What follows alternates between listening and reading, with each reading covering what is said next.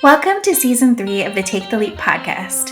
We want to thank you for being a part of this journey with us. Whether you're just starting to tune in or you're a longtime listener of the podcast, you can expect to hear from entrepreneurs in all stages of their journey, how they got to where they are, and all the mistakes and victories they've had along the way. We're excited to share new guests and have some returning folks from our first 2 seasons. Thank you for being here, and we hope you enjoy this episode. Girl, when was the last time you read a book that didn't come with more trigger warnings than a pharmaceutical commercial? If it's been a while, may I suggest a palate cleanser? PDX Spellbound offers cozy fantasy rom-coms where the only red flags are some questionable fashion choices. Enjoy monthly stories set in a magical Portland where coffee shops are enchanted and the biggest drama comes from the talking magical cats. Your secret soft era starts with a free story at pdxspellbound.com. Monthly doses of wholesome continue for just $7. And don't worry, your book club doesn't need to know. Hi, everyone. Welcome back to the Take the Leap podcast. We're so excited to be here today. We are recording again at Sasquatch Media Grounds here in Vancouver, Washington.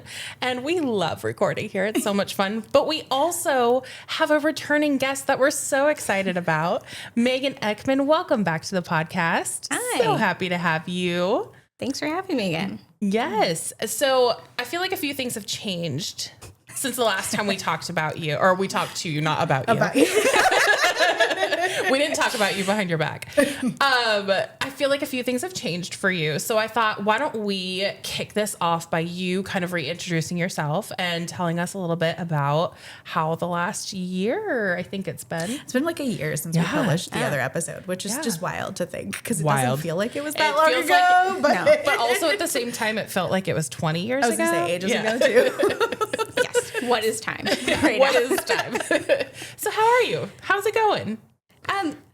Good. I mean, in general, yes, a lot of things have changed. I think a lot of people, 2025 was kind of a struggle bus for many people. And so for me, like on the surface, things are the same. So I'm still running Fat Cap. And so that is a design agency basically that helps people build a fan base for their offerings. And so, you know, whether that's helping people really get to know who they're actually building for, where to find them, how to keep them engaged and excited for months and then years so that they can launch that big thing. That's kind of one of the big things that I'm now doing because it became very apparent that that's kind of where I shine. And it is the one step that I've noticed lately that so many people skip.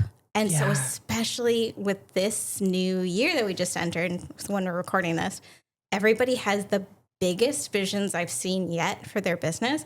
And yet when I get them on the phone, they have no newsletter, no audience, and they want to do something like launch a book or a feature-length film that they're making. And they've started to realize, I need people to actually like send this to. But they don't know where to start. So that's kind of when I come in and help them be like, okay, let's actually really get to know who they are, what makes them tick, what levers we can pull, what journey are they on, and how are we going to help them, but basically turn your business into like a K-pop star, because I want you, when you launch, to have like a full stadium of people just ready to like support you and give you money. And the other side of things that kind of changed is, in true ADHD fashion, I started another business because I was missing my own fan base that I used to have with the last business that I ran. And there's something magical about having people who just love you and love what you do. And so I started PDX Spellbound. And so it's a subscription-based business that is all around fantasy rom-coms set in Portland that I'm writing. So I'm like writing the novel, and I knew I need a fan base. I can't just, in order to make this do what I want it to do, to be worth the launch, I need an audience ready for it. And so I needed to give myself a 1.5 year runway to build up these super fans. And so like, you know, the idea then started like, what does that look like? And I'm also the person that wants to be paid every single step of the way. So how do I monetize it from the gate opening? Oh my gosh, I love that. Okay, so there's so many. There's so many things that we have to jump into here. Well, first of all, I would say I appreciate your comment of like people coming in with these huge goals for the year, but not having that foundational piece before getting into it. I feel like we deal with this a lot in marketing too, where the focus is on marketing. Exactly. Which is great. You need that too. You need that, yes. But in order to do marketing well, you have to have that foundational piece. You have to know, who are we marketing to? Who are we marketing to? Like that's kind of the biggest question. And what do they respond to? Yeah. Like how are you enticing them? Because if they're just like, they're 35 years old and female and you're like, oh, great. Yeah. Cool. Yeah. That doesn't help me at all. No. And if you don't do that work, and you're it's just work. You're just going to be throwing things against the wall and seeing what sticks. And oftentimes you're not going to find something that sticks because you don't know what resonates. It'll take you too long. Yeah. And it'll cost a lot of money because I also see people say they'll kind of shift and they'll just be like, I just need ads. I'm like, or we could light the money on fire. That's what I usually respond with. I'm just like, you can just give it to me. And yeah, like, we just can do give it to me, and then nothing can happen because that's also the same result. So give it to me. I'll put it on black, and we can. And you know, it's got a better shot than whatever you're gonna do. Exactly. Oh my gosh, that's such a good response. Yeah. Well, I mean, it is. So one of the analogies that I want to bring to this too is, you know, these people have these really big dreams. It's like being like, okay, I'm going to run a fucking marathon tomorrow and it's going to be great. And it's just like, probably not. No. You just need to do those steps and those stages and do all of the work that goes into it. Yep. So yeah, I'm really glad that we need to teach people that this is what they need first. You have to have this baseline understanding because it'll also make your offers better. It'll make your sales process a lot easier when you actually understand who your customer and your audience is, how they talk, what they want, how they perform. I mean, that's part of where to find them. And where to find them. Yeah. And what are the good avenues to go after? Because sometimes people spend a lot of money on ads. They put themselves on a fucking directory that the directory does not work on getting people to the damn directory. Like I get 200 other people were convinced to be up here. Great. But what are they doing to work for you in that way? And that's been a trend. There've been quite a few trends. One of the trends I've seen is people going independent. So that's why there are a lot more people who want to publish a book. Yeah. Or a lot of videographers and producers now are going independent for smaller media, like podcasts are, you know, independent. And directories have really come back for organizations as a means to help a community or possibly as a revenue stream. And I've seen quite a few.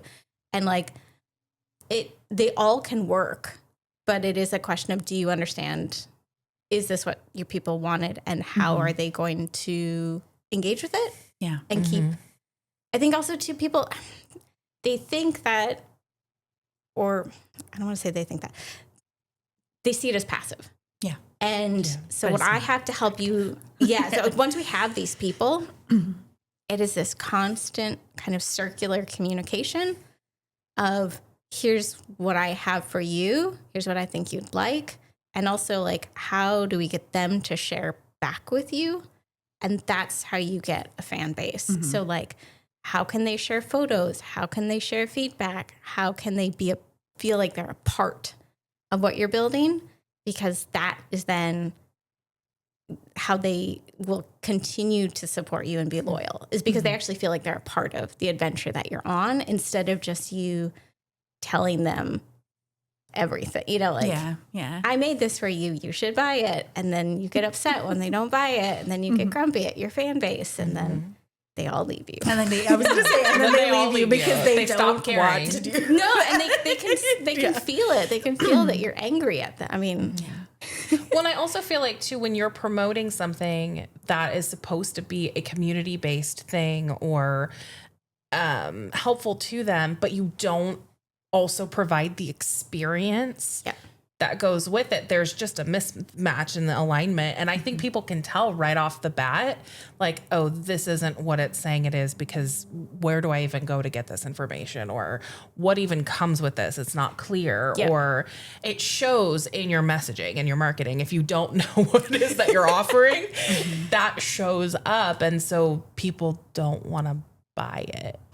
And and then it becomes a thing. So it's important. It's the most, that foundational piece is the most important part if you're going to be successful. and there've been so I've been gathering these statistics and like success stories because they're all out there and some of them are crazy. So my husband is a futures thinker, so he looks at trends. So he's constantly like finding these articles and such and sharing them with me. And so one he dug into was SF MoMA. And so I used to live in the Bay, and in 2011 when I was there, SF MoMA needed to add 45,000 square feet to their museum. This is huge. They're going to shut this thing down for 5 years. Oof. They needed to raise $610 million to do this. Oh my gosh. Do you want to guess how many donors it took? How many? 500. That's it. Yeah. That means on average, they gave 1.2 million. Mm-hmm. Oh my gosh. That is a super fan, right? Yeah. Mm-hmm. Yeah. So you don't need, because like everybody always freaks out about like, oh, I need so many people. But really it depends on how much you need to make. But like you don't need that many if they are actually your fans. Mm-hmm. And so there's I think they're New Zealand, a comedy group from YouTube. And they did this huge fundraising thing to build a production studio. So they wanted to actually make their sets instead of filming in an office store after hours. Yeah. And they raised 2.5 million. And these are from 43,000 people who watch free on YouTube who said, I will give you like $100 each. Yeah, my husband watches a lot of Twitch, and like I usually have to like they get so much money. I used to have to scold him like, here's your budget for giving. I get it. Right. I like that you give to Twitch creators, but I was like, $5 a thing like adds up. They have figured right. You can't give to hundreds of them. Yeah, no, they've figured out engagement. There's a way to make you feel like you are interacting with that person, and you get the shout outs. You get to like leave voice memo, like to actually talk, interact with them.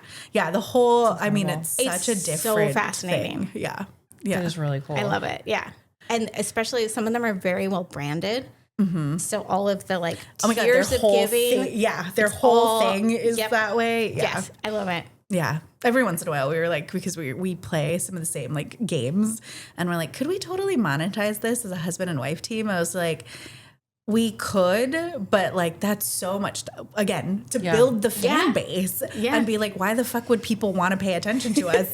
And every time we keep like, I tell him about the numbers that like Take the Leap is just like slowly growing to, he's just like, people will want to watch.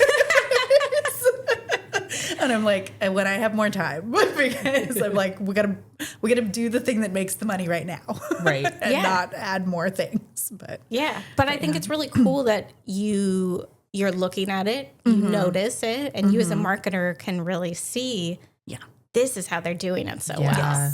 Yes. Whereas I think a lot of people see it and they just assume, I can just boot up my computer and my camera and like get to end result. Whereas you didn't see the 5 years it took them, where like 3 people were watching, and one was their cousin.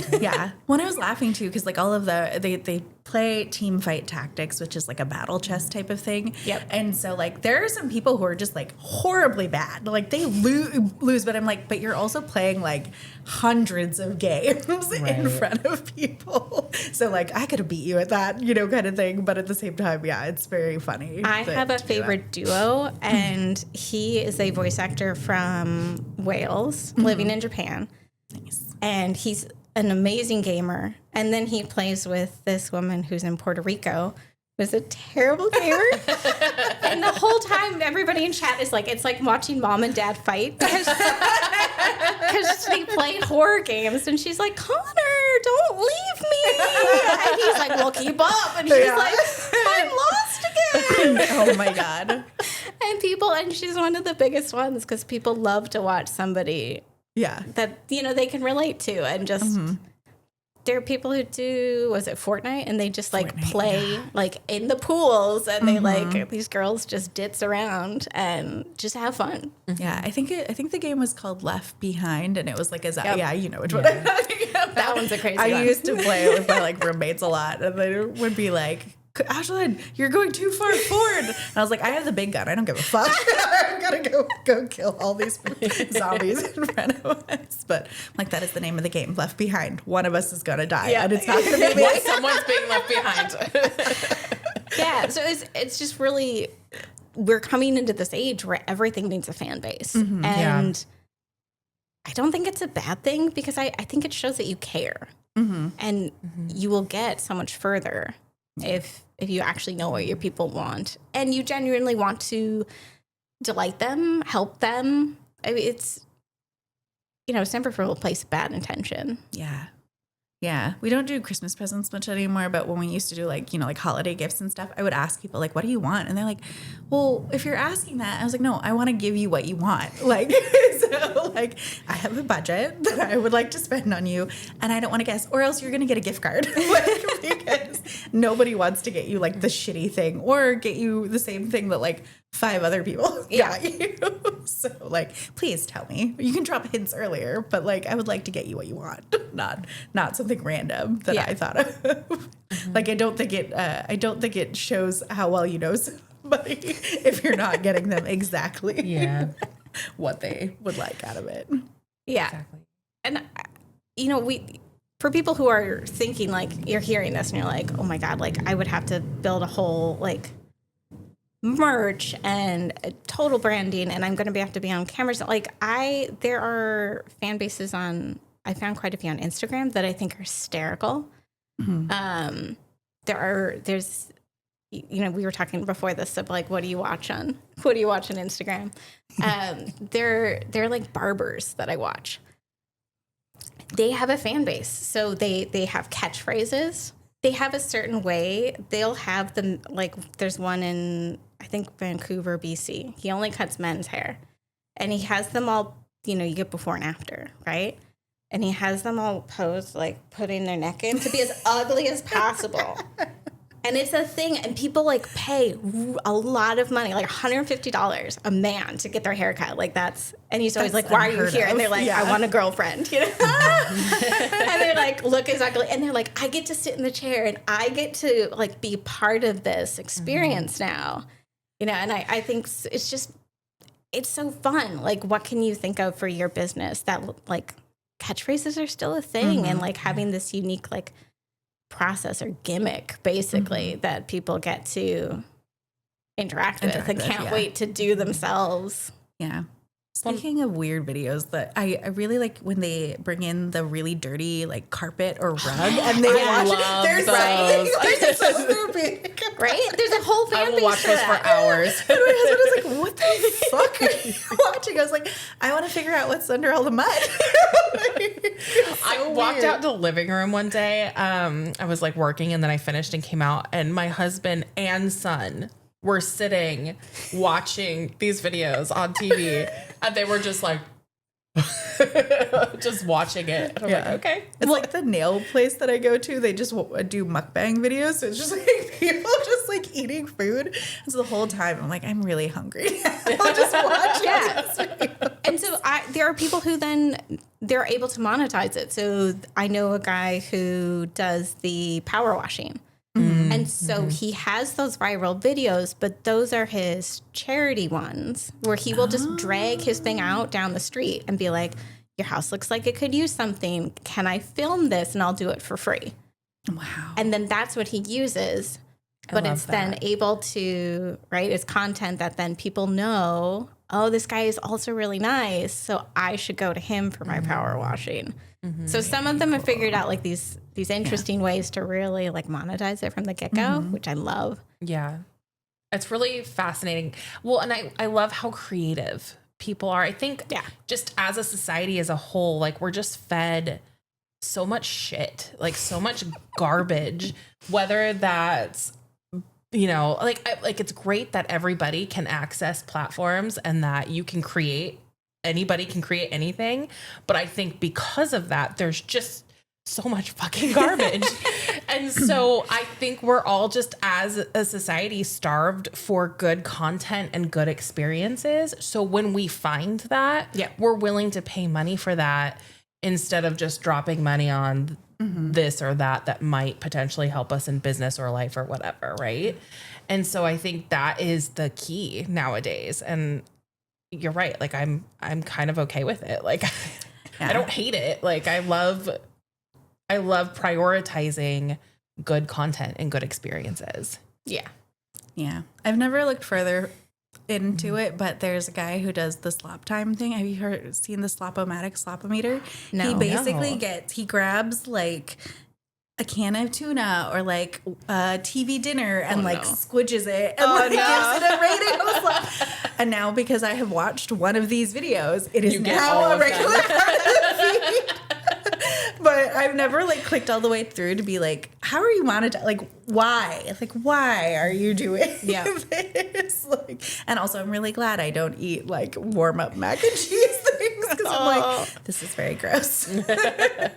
But yeah, you can make a lot of content about a lot of different things, and make money off of it. Yeah. If you know who's watching. Exactly. Yeah. Exactly. Well, and to your point earlier, you said a lot of people just assume that this is all a very easy thing. You just set up your camera and say some shit and then people will watch it, or it's going to become passive really quickly. But I think I hate that word too. Like I hate it so much. Like I've had so many clients in the past tell me, well, I really like this to be a passive income.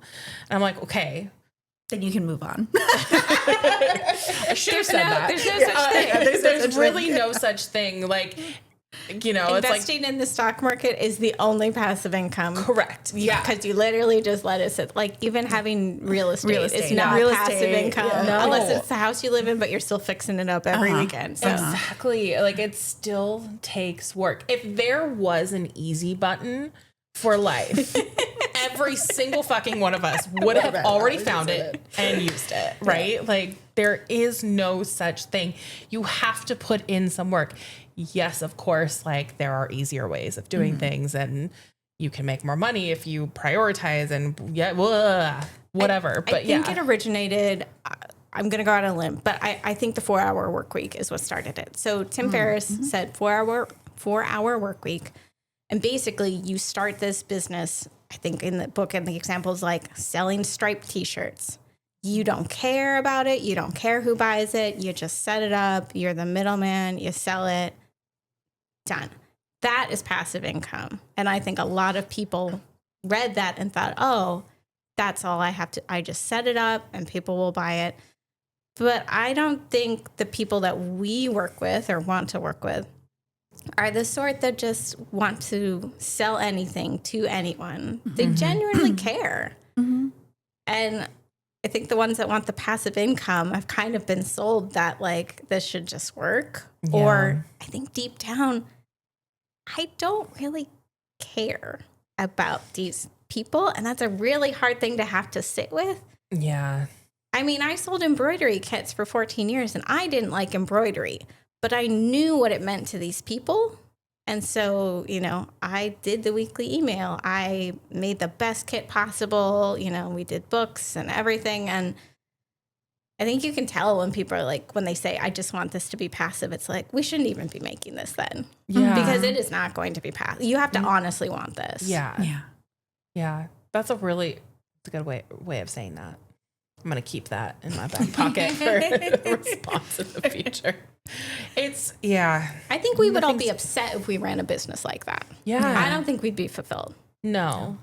Because most of us don't go into entrepreneurship for like an easy time. Like we might do it because it might help make certain aspects of our life easier, but it's not, I don't know. I don't know any one person who's like, you know what? I want to own my own business because that's easy. Yeah, absolutely. And if they did, boy, I'm sure they were in for a surprise. Yeah. Well, it's like when you get into like jobs where you're like, sure, I'm making tons of money, but I fucking hate this. Yeah. Like, it's just like, yes, I could go do a bunch of things that use my brain in a certain way. But like, I mean, every other place that I worked before I worked for myself always had really annoying aspects of it. And so like one of the things my husband always says is like, you don't complain anymore about your work. I was like, because I truly love what I do. Yeah. And then like, if I get to points with at any point with like clients that don't feel values aligned, or like they say something that's like, I did have a client, basically they were a coach, and they basically said that like, I don't give a fuck about who I'm helping. I just need people who can pay money. And I was just like, oh, the next time we talk, you are getting your 30-day notice and we are not working together anymore. Because it was like, I don't want to work with people like you because I think that's awful. Yeah. And like, I think her business also just like really crumbled. But I'm like, if you are saying that verbally to me in a quiet space, you are emanating that to everybody you're helping. And that is why they are running away. Yep. Because you do not can't care fix anymore. that. Yeah, that is a problem that marketers cannot fix No. for you. The new paint job won't cover it. Yeah. No. Oh my God, that's so true. It's like a bad tattoo cover up. It still says your ex's name under there. No, we know. Oh, that's so funny. Fun times. Well, I kind of want to pivot a little bit because I'm really excited to talk about PDX Spellbound because I'm kind of obsessed with it, and like I'm going to be one of your super fans for sure. You also were. Felt so honored when you asked me to pre-read something because it's amazing. It's incredible. Speaking of good content, so will you tell us a little bit more about that and kind of that journey and that experience, because I feel like that's just a prime example of just like a super creative idea and experience for people. Yeah. So I had, probably like, well, it all started, this will sound terrible. It started 20 years ago. So I had been writing books. I think I finished my first one the day I graduated high school, and was like, I finished my first novel. Was more excited about that than the graduation. Graduation, like, didn't matter. And I went to college to be a writer. And so I was starting to write this book about that time. And it went through all these iterations. I went through college. They didn't know what to do with me. I could not get into a graduate school because I double majored in art and English and didn't have a focus because I had two majors and thus did not have a strong enough portfolio in one to master's in one. Yes. And even though they should go perfectly together, creative writing and art, nobody knew what to do with me. So I kept trying to write it. It had so many plot holes. I was trying to make it just basically a fantasy, big world building fantasy. And then I eventually burned out, like 15 years in. I was like, This is not going to work. So I put it down for 3 years. And then like I kind of was like, maybe I'll get back. And then actually Feral Book Club, we started to read these like romantasy books. Yeah. And I was kind of like, man, maybe. And then in the shower one day, I was like, oh my God, I could just make this a rom-com.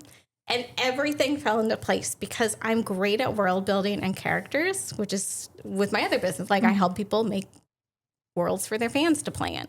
I suck at plot. Like world is in danger plot. I don't understand evil plans and villains. Like it's just very difficult. But make it a rom-com. So it just literally wrote itself. And so I was like, okay, we're going to do this. It just like took off. I wrote more than I ever had. It like changed my whole schedule and was like, we're going to wake up half an hour earlier, got 2 hours to write in the morning. Like this, we're doing this. This is the thing. And then I kind of had to realize like, okay, I want this book, but I also want a merch line. Because it had basically been boiled into it. Everything's set in Portland. The main male character is a romantasy writer. So he has his own book line, which means you can do spin-offs of that. There were whole like merch of like the outfits and everything, it was going to be a moneymaker. And I knew I wanted to keep as much money as possible. So I was like, great, I'm going to independently publish this. Everybody's doing it, but I don't have an audience and I don't want to play the book talk game. Yeah. Mm-hmm. Fair. I just don't like, I'm not going to make that many videos. I just don't care. So I looked back and I was like, what can I do? What am I good at? I am very good at running subscription businesses. And I was like, okay, but they need something before this book comes out. We can't just say, here's the book. Now you have a subscription. You need everything before it. So I was like, well, what's smaller than a book? And I was like, short stories. And I was like, would people pay for this? Yes. That was the question I had to answer, which you answered well.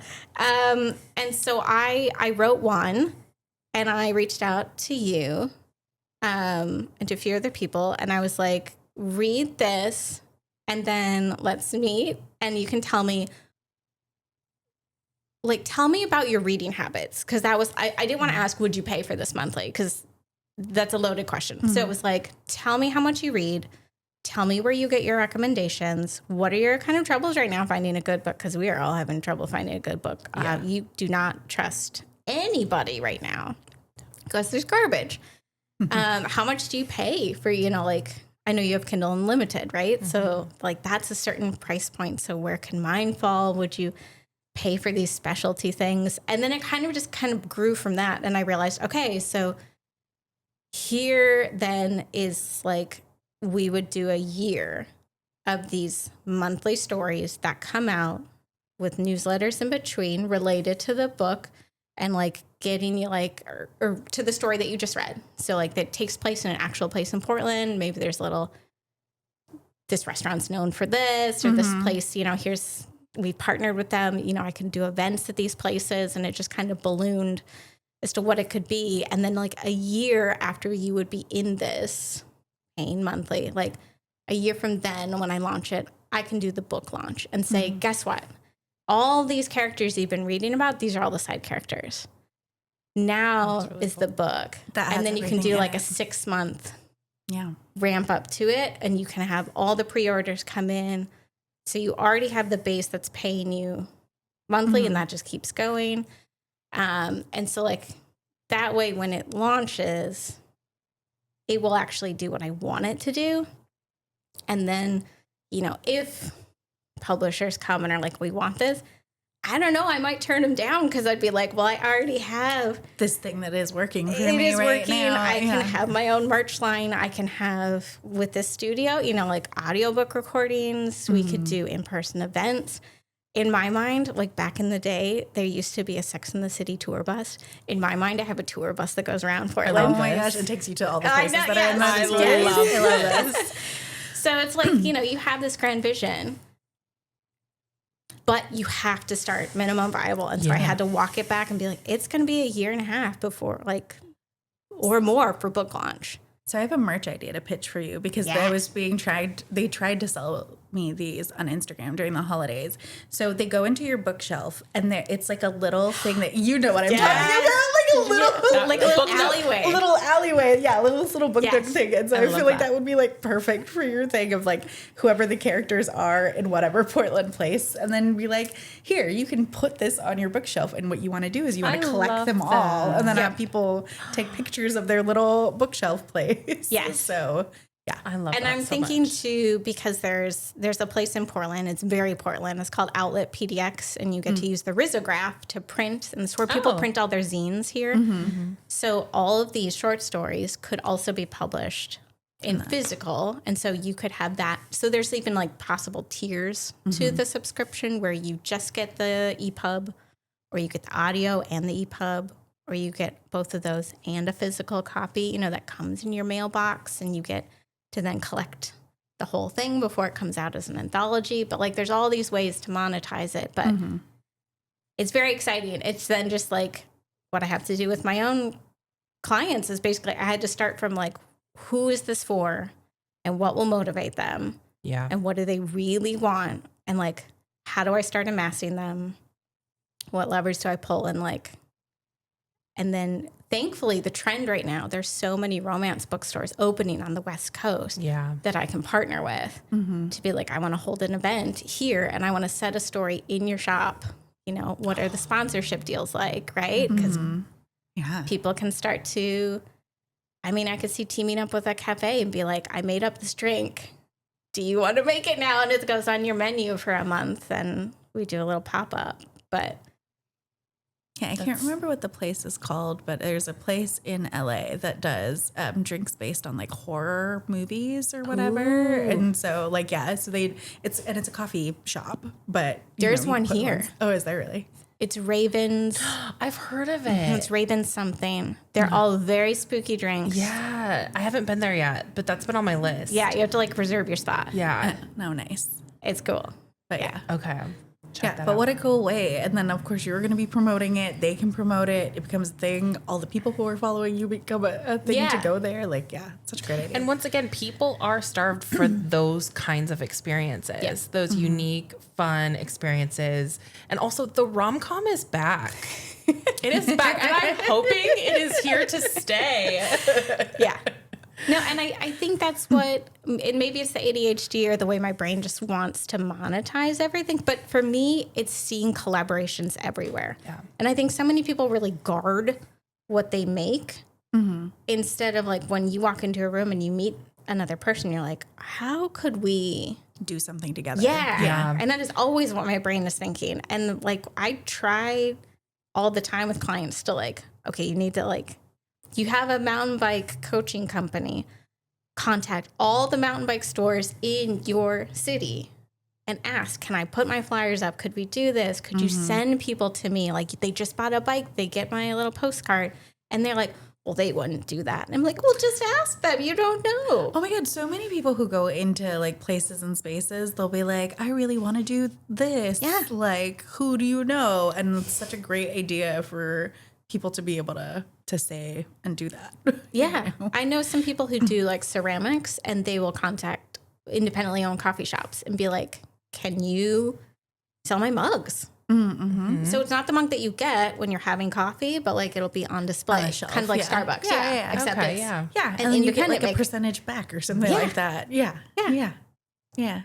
I think that's the other thing that people need to do too is that like you have to incentivize it for the other party. Yes. So you can't just ask like, can you do this for me? Like there has to be some sort of thing on the other end of it too. So I feel like that's has to be a partnership, right? Yeah, like it has to be like a collaboration or, you know, like when you're building relationships, it has to be a two-way street. You can't just ask people for free things. Totally. Mutually beneficial. And it can be different for different people. Like it does, I feel like sometimes people don't realize it doesn't always have to be money. Right. Like, because that's the biggest thing that people always are like, oh, I have to like shave off stuff with this. I was like, sometimes it might just be like promote them or, you know, do a thing or like shout out your 1,000+ people list. And like, that's so valuable to some places if they don't have something that they have going on. So, yeah, I think a lot of times we don't know all the value that we have. Yeah. And I think right now more than ever, it's important to collaborate with people. That's how you build community. Yeah. And I also think this is a really good segue into you've been doing a lot of networking over the past year or so. Yes. With our favorite Mary Williams. We added up our numbers for how many events we went to. Oh my goodness. Yeah. How many? Together, Mary and I went to 38. Oh my gosh. Last year. Yep. That's together. Coffee dates, each of us had about 60 to 64. Wow. That's a one-on-one. Yeah, not a discovery call. We didn't count those. Right. So those. And then we had like 10 or 14.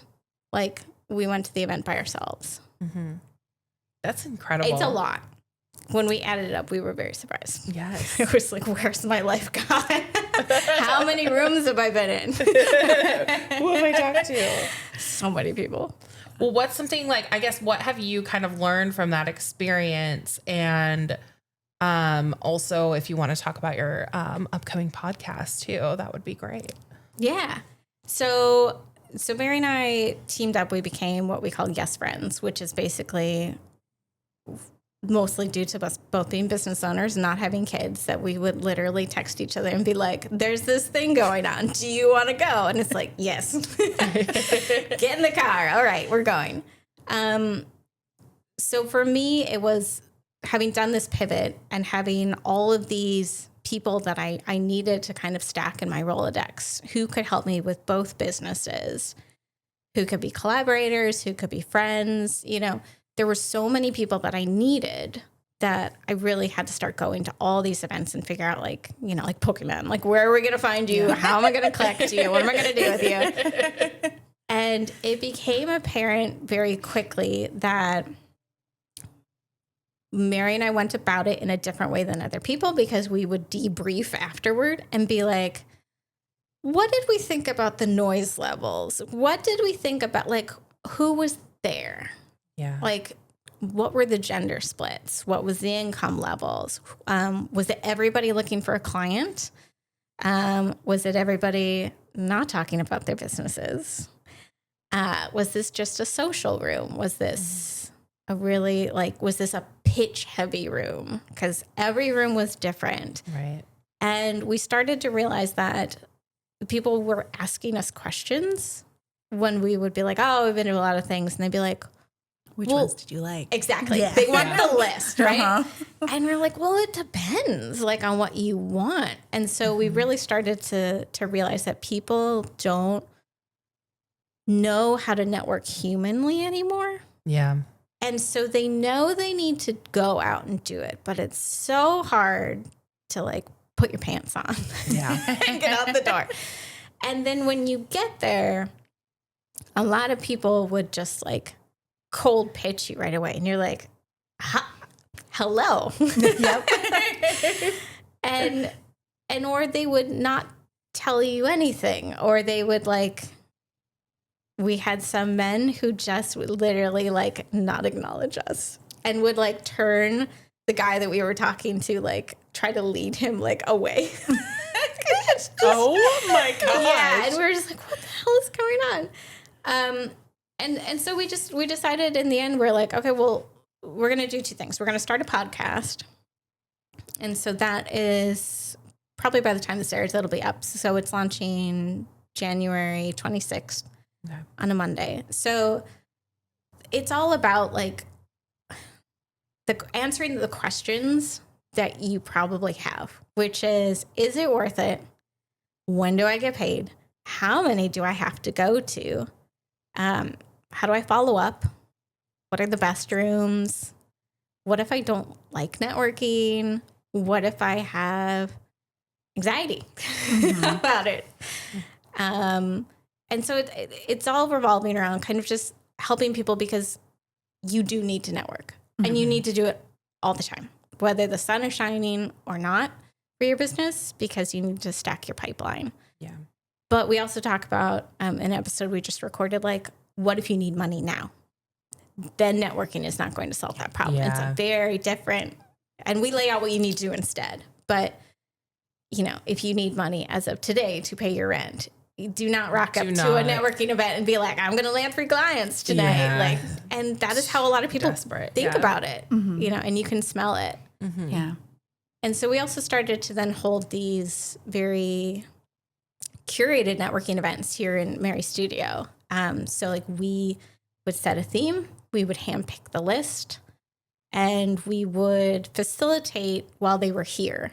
So we have certain icebreakers to get people to disperse and then regroup, because otherwise people tend to stagnate and stay in one spot. The factioning is real. The factioning is really real. Oh, Yeah. and certain groups do it more than others. Creative types will not move. And they will go like with like. Yeah. And it's ridiculous. It's like all the videographers end up, like, in one spot. And you're like, guys. How is that helping your And networking? it's not, they just want to talk about their cameras. Yeah. It's like, you know, in class where they would, like, number, you'd be sitting next to your best friend and be like, I'm going to get to work with Megan today. Yeah. And then the teacher would be like, 1, 2, 3. You're like, fuck. Damn it. Don't get to do that. And so the next time, me and my friends figured this out. You figured out. And then we would separately write them out. really learned that. And they're like, I'm not going to put you with her because you're not going to do anything. But what I think is so interesting too is a lot of people, so like those networking events really, people would come up to us later and be like, that was so different and it really worked. So we're starting to grow more of those. But I think that the funniest thing that I found is that people don't know, much like with a fan base, who am I actually wanting to connect with? Who do I need to connect with? And so you will love this, Ashlyn. I had somebody asked to chat with me to learn about what I do because she was like, I want to go freelance for the first time and I'm a marketer. And she's like, I really need to, I tried networking, but the last event I went to, there weren't any clients there. And I said, where did you go? Like, tell me your event. I said, I've been to them all, like, at this point. Like, and she went, I went to one by the AMA. That's not a client room. That's not a client room. That's definitely not a client room. And I was like, oh, sweetie, those were all marketers. You were all the sharks in that room, and there were no fish for you. And as soon as I was like, but they aren't your clients because they do marketing. So why would they need to hire you? And you saw the little light bulb go on, and she was like, oh. That's not my room. And I'm like, it's great if you want to, like, that's a social event then. Because you can bitch about, you know. You can find collaborators. Yes, you can find people that can work for you. Right, so she but knew not who clients. she's looking for. Yeah, so if you know you need collaborators, that's the one to go to because you can find the digital, the social, the video, the, you know, AI. But if you want clients... That's not the room. The room full of marketers is not. That's not the room. That's not the room. But it's how most people think. They go with what's comfortable, and they don't really know which room to go to because it all ties back into like with my business back cap. Like I build a persona for the person, and people don't build the persona of who is my client and what events will they go to. So when Mary and I, like at first we just went to everything because you got to. Yeah. Just you got to see the good, the bad, and the ugly, and then you can start to be more selective. But you really, I'm like SEAL Team 6. Like, who is this organization? How long have they been holding this thing? What are the photos like? Do I see my ideal client there? Who's commenting on this post? Let me dig into them. Is this would my person come out and be here on this night? Yep. And would they be here? Yeah. And if the answer is yes, like. I'm glad that you do that because I do that sometimes too when I see photos of an event and they tag people. I fucking stalk those people and see who they are. Information. Go do it. Well, here's the thing too. You can lie, right? So let's say you find that photo and you see who they've tagged and they're a perfect person. Just say, I saw you there, but I wasn't able to talk to you. I've done that before. I've totally done that because they won't know. They don't know. Yeah. Yeah. Usually I just make an excuse. They're like, I definitely didn't see you there. I was okay. Hair was a different color.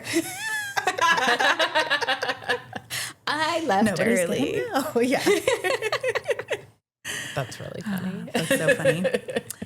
I also want to give a shout out for the LinkedIn newsletters you've been doing. Yes. They're so fascinating. And I don't do, like, I read them and I read them pretty in depth. I need to be a good friend and, like, comment on them and, like, do the follow-up thing. But they're very good. And I feel like I'm a really good lurker. Yeah. But I like the, like, commenting back to someone or telling, I need to be better at that too. Yeah, we need to step our my 2026 goal. I think that's really good to know because, like, I tell people all the time, you don't know how many people are lurking. Yeah. But I feel like a lot of millennials just felt like nobody reads it. I just put it out. Like, that's why I was like, I need to be a good friend and like at least like or do something to be like, you did have a human consume this information. It's just so hard.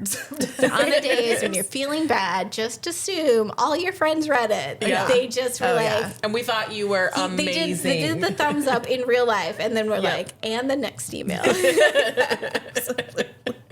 The thumbs up in real life.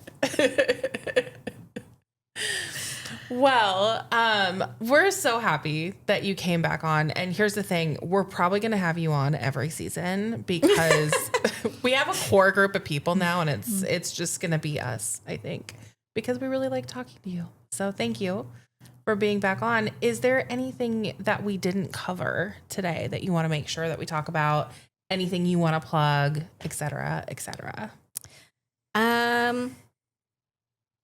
I don't have exact dates yet for PDX Spellbound. I know it's going to be sometime March at the latest, to where you can actually get the first story. But there is already like a newsletter and everything set up, and Perfect. I'll share the links with you so you can get the kind of the behind the scenes as everything rolls out. Perfect. Yeah. We'll make sure that's in our show notes as well. I know I'm on the wait list somewhere, and I'm like, when am I going to get to read something from Megan? I know. And I did the whole thing where like I did the notorious wait list that I tell everyone not to do, where I'm like, don't just leave them to starve. And then I was like, I have to write 3 short stories. And then I got consumed by that. And then I was like, oh shit. It's kind of the do it, you know. Yeah, what I you do say, it. know Yeah, what I no, you do. do. Know what I do. It's coming.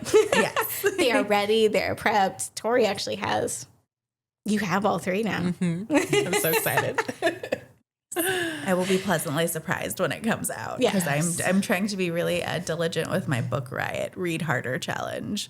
I have stuff waiting at the library in Vegas. I almost went and grabbed stuff before I flew up here, and I was like, why? It's just going to sit in your house, and then that's time that's like ticking off your borrowed time.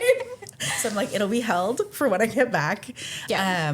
But before we wrap up, I wanted to ask, is there a piece of media content that you are obsessed with or really digging right now that you want to share with our listeners? And it doesn't need to be limited to like a song, which is what we did last year. So if it's a book, a podcast, a TV show, something. So I, when writing all the rom-coms, began to devour more. And I just finally finished. It's on Netflix. Dynamite Kiss. It's a K-drama that is a rom-com. So every single rom-com trope, the fake boyfriend, the injuries, so it's a fake marriage, a fake boyfriend, another fake boyfriend. It's all of it. It is so good, and they kiss in the first episode, which you're like doesn't happen in a K-drama. It's everything. Okay, I'm looking and this there's Loan Sharks. Okay. Gosh, I love it. It's so good. I laughed so. My husband was like, "What is happening?" And I was like, I laughed so hard in every episode. So Dynamite Kiss Okay. is I'm gonna look that up. Dynamite. My next question is it dubbed in English or do I have to read subtitles? Ooh, Did you did the subtitle I did version? the subtitles, Okay. but that's just me. I did not look. Okay. There are a lot of Korean stuff on there, and that is our first thing. It's just like, we really want to watch this show. We really want to also look at our phones and our computers and everything else. So we watched the Physical Asia thing, Oh, yeah, and they yeah. did like the Mongolia shout out now. It is not dubbed in English. And I'm like, why are you torturing me? See, and I prefer the subtitles because I get so distracted by the mismatch of the words, Yeah, I the can't. words and the I can't no, do I it. can't do it. But you're right. I do have to focus if I'm watching a show with subtitles. Yeah. And I can't look at my phone because then obviously I don't know what they're saying and I miss it. We're fucking horrible at it if we have to do that, because but one of us will be totally paying attention and the other person will be like, damn it, I gotta rewind it. And I'm like, no. And then the other person will do it back the other way. And I'm like, we need to just put our phones away when we're watching certain things. Like there's stuff that we will do that with, like Pluribus. Which I'm not gonna open that can of worms because then we'll be talking for another hour. But like there are certain shows that we're like, we know. No distractions kind of thing. But yeah. I mean, I went through, so I did anime before it was cool when you had the fan sub. So like I just had to, so it's funny, I only watch anime in the original with language, But my brother, who's 4 years younger, only does the dubs because he got to actually watch them when then American versions came out. And I was like, oh, you didn't have to pirate that off like BitTorrent and like just your computer was like full of viruses in college. The amount of times I like close my laptop so quickly too when my roommates would come in, like they probably thought I was watching porn. And I was like it's a rom-com, and I was like, I don't want you to know what I'm watching. That's hysterical. So I'm a subtitles like all the way. But my husband is dyslexic, so like it is. Oh, that is rough. It is rough. It is rough. It's like, yeah. And fast talking ones too. Yeah, he has trouble with. That's fair. Or very British ones. And I'm like, I don't understand the problem that you're having right now. See, we've been using subtitles a lot for English shows because my toddler is very loud no matter what he's sense. doing. Yeah. So it is very hard to focus. And so my husband, who hates subtitles, has started To use them. And so now I'm hoping I can introduce him to some other like foreign movies and shows that I enjoy watching that he never did because he's like, oh, I hate subtitles. But now he's used to them. So you've like slowly like trained him. Yeah. Mm-hmm. It was a very sneaky plan. It worked. You know, have a loud child. I want him to watch his movies with me. I'll have a kid. I'll train him to be very loud. It's like a 5-year plan. And that's how you create a good experience for your home. Oh, yeah. It reminds me of that episode of The Office where Jim trained Dwight. I love that one. And you're just like, what are you doing?